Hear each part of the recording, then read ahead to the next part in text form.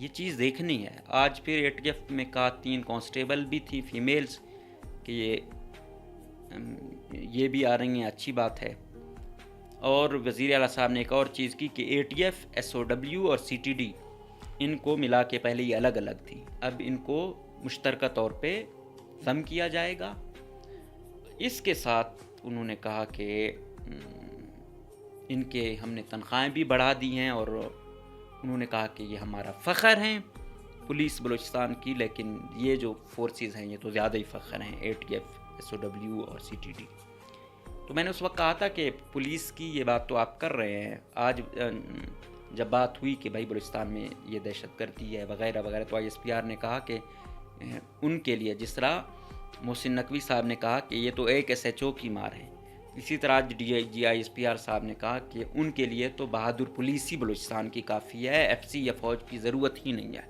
مطلب وہ یہ کہتا ہے بلوچستان میں چاہے وہ ٹی ٹی پی کی صورت میں ہو، B L A, B L F یا باقی عسکریت پسند تنظیمیں، ان کے لیے پولیس ہی کافی ہے، باقی اداروں کی ضرورت ہی نہیں ہے. تو یہ ہوا. اب سسٹم جو ہے نا، سسٹم یہاں پہ اس طرح نہیں ہے اوورال پاکستان میں. کل محسن نقوی صاحب نے پریس کانفرنس کیا، جب ان سے ہوا تو انہوں نے کہا اس کا ادارے سے تعلق نہیں ہے، یہ محسن نقوی کی اپنی ذاتی وہ ہو سکتی ہے.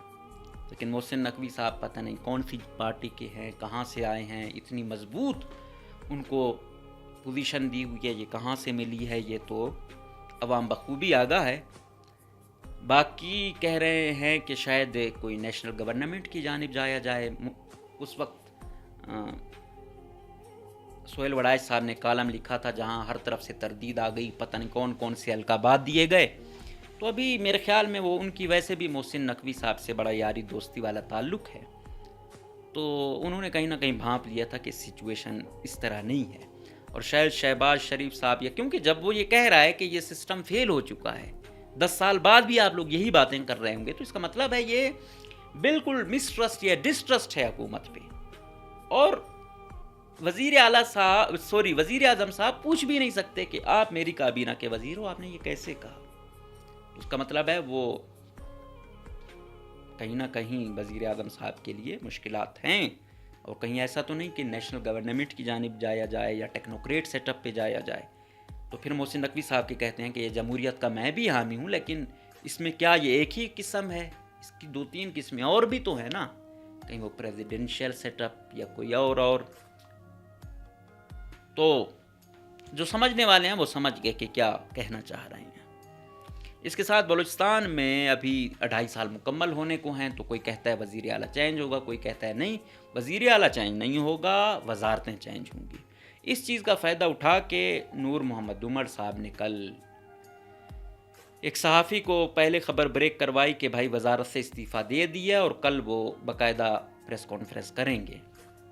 پھر بعد میں پتہ چلا کہ آج وزیر اعلیٰ صاحب نے زیارت جانا تھا، وہاں پہ شہداء کے جو لواحقین تھے وہاں فاتحہ خوانی بھی کرنی تھی، ملنا بھی تھا، زیارت قائد اعظم ریزیڈنسی ہے، کچھ اعلانات وغیرہ بھی کرنے تھے وہاں کے لیے. تو لوگ کہتے ہیں کہ یا تو نور محمد صاحب اس لیے انہوں نے یہ کہا تاکہ وہاں اپنے مطالبات منوا سکیں، کوئی کہتا ہے کہ وہ وزارتیں رد و بدل ہو رہی ہیں، اب جو بیچارے بے روزگار تھے، جو پارلیمانی سیکرٹری شپ کسی کے پاس تھی یا جن کے پاس وہ بھی نہیں تھی، تو ان کو بھی تو کوئی مشیر وزیر بنانا ہے نا. اب 5 سال تو یہ نہ بیٹھے. اور نور محمد صاحب نے تو ویسے ہی مزے لیے ہوئے ہیں، پی ایچ ای ان کے پاس رہا، پھر فائنانس، اس نے الحمدللہ ہر ڈپارٹمنٹ کو آخری ڈپارٹمنٹ پر سمجھ کے چلایا. مجھے یاد ہے جب یہ فائنانس میں ہوتے تھے، ان کے لوگ باقاعدہ پنچنگ والے اس میں بیٹھے ہوتے تھے. پھر جب قدوس بزنجو صاحب اور ظہور بلیدی صاحب کے تعلق خراب ہوئے، پھر ظہور بلیدی صاحب سے وزارت لی گئی، پھر ان کو پی این ڈی کا وزیر بنا دیا گیا. پھر ان کی اور حافظ باسط کی نہیں بنی، اور انہوں نے حافظ، کیونکہ اٹیکر پوزیشن میں ہوتے ہیں نا نور محمد عمر صاحب، تو انہوں نے باقاعدہ کچھ کرنے کی وہ کی کہ حافظ باسط تو ان کا کوئی پی ایس می ایس مبینہ طور پہ گیا کہ بھائی اگر آپ یہ کام نہیں کرتے ہو تو ہم چینج کروا دیں گے آپ کو، یہ وہ. تو پھر بعد میں یہ خود ہی چینج ہو گئے. پھر وہ پی ایس ٹی پی میں جو وارداتیں ڈلیں، اسکیمیں ادھر ادھر، وہ بھی آپ لوگوں کو پتہ ہے.